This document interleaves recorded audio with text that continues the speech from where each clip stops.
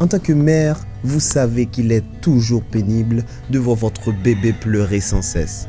Et le pire sentiment est l'impuissance qui survient lorsque vous ne savez pas comment soulager la douleur qu'il ressent, ni même pourquoi il pleure.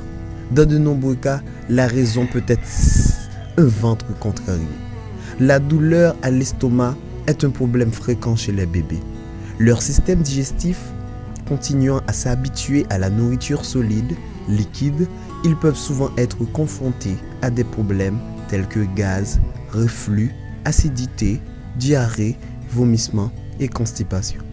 Bien qu'il s'agisse d'un problème de santé mineur pour les adultes, il cause tout de même beaucoup d'inconfort aux tout petits et doit donc être traité de manière adéquate. Il peut y avoir de nombreuses causes de maux de ventre. Certains maux d'estomac peuvent être légers et guérir sans traitement, alors que d'autres peuvent nécessiter une intervention médicale. Nous allons voir aujourd'hui les 10 raisons pour lesquelles votre enfant pleure avec la douleur à l'estomac. Première raison, gaz. La douleur due au gaz affecte presque tous les bébés, à un moment ou à un autre, qu'ils soient nourris au sein ou au biberon.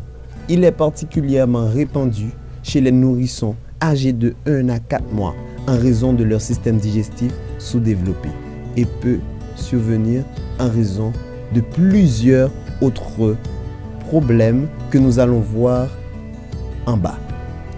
Deuxièmement, l'alimentation incorrecte.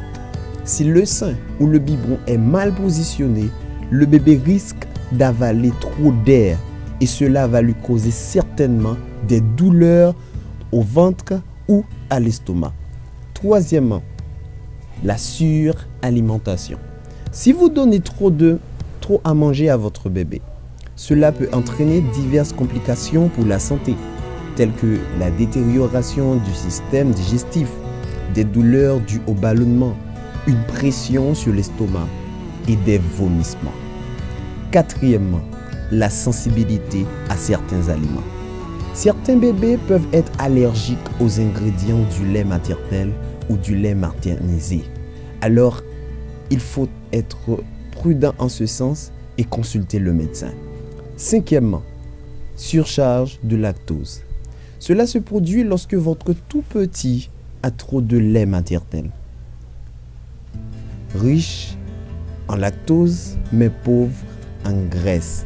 Il en résulte que le lactose n'est pas digéré correctement, car il n'y a pas assez de graisse pour ralentir le processus.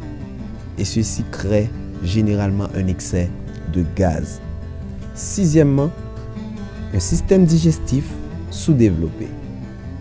Comme nous en avons discuté tout à l'heure, les nourrissons ont un système digestif qui n'a pas encore appris à traiter les aliments, le gaz et les sels. Ils n'ont pas encore créé leur microflore.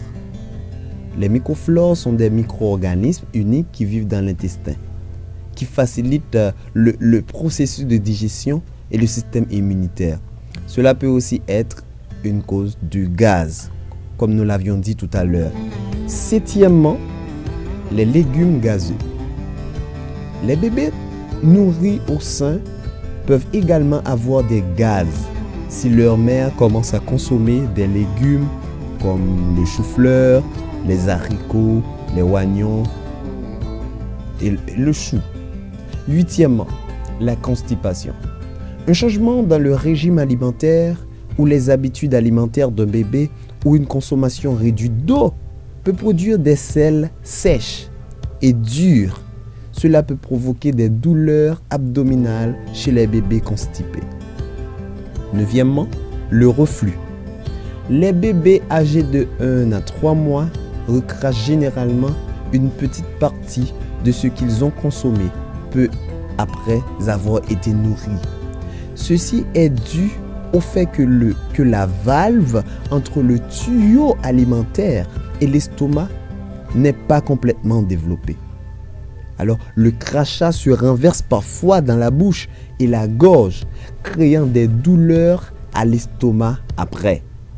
Dixièmement, les coliques. En cas d'obstruction des intestins du bébé ou de vent excessif, des maux d'estomac peuvent en résulter. Alors, mesdames et messieurs, c'était 10 raisons pour lesquelles ton bébé ou votre bébé souffre parfois de douleurs abdominales ou de douleurs à l'estomac. Alors, si vous prenez ces conseils, vous pouvez éviter cela. Je vais vous donner dans une prochaine vidéo les remèdes pour faire face à ces genres de difficultés. Je vais vous conseiller 9 remèdes. À ne pas oublier que malgré on vous donne des remèdes, il faut toujours penser à consulter le médecin. Parce que la raison d'être de Top Santé, c'est de vous donner des remèdes maison, des remèdes naturels, ce qui ne remplace pas du tout l'intervention chez le médecin. Ça a été un plaisir d'être avec vous, mesdames et messieurs, mes amis. Ça a été un plaisir de vous aider et d'aider les tout petits aujourd'hui.